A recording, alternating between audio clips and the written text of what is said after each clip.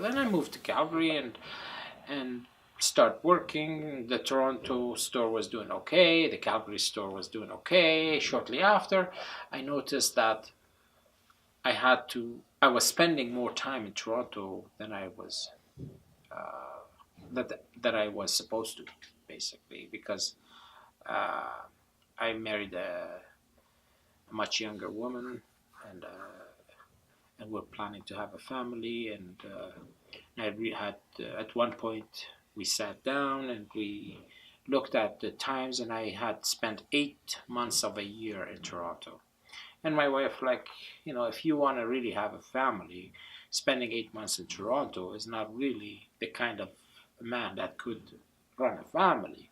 So you have to make a decision. And I was like, I had basically, I was for it 100%, frankly, and truthfully speaking. And that is because I'm a family person. I lived I lived a single life, not really by choice, but it was life that I was in front of me, and I take it one day at a time. This is the type of person I am. So and I lived it, and I realized that, what, this is not my cup of tea. I like to have a wife and a kid and a truck and a dogs and a farm and etc etc, right?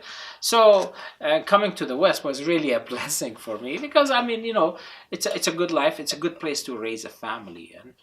And at that point I said, you know what, I was put at a fork of roads, whether to choose work or choose family. And I chose family. So because I chose family, I had to cut Toronto loose, because I could not be in Toronto and run a family in Calgary. It just didn't work. 8 months of the year I was in Toronto, so that didn't add up proper. And unfortunately, or fortunately, I cut Toronto loose, and I'm very happy with my life. I am what I am. I am where I want it to be. I have a lovely wife that I love dearly. I have a wonderful kid that I love dearly. And this is all I wanted. And I got it.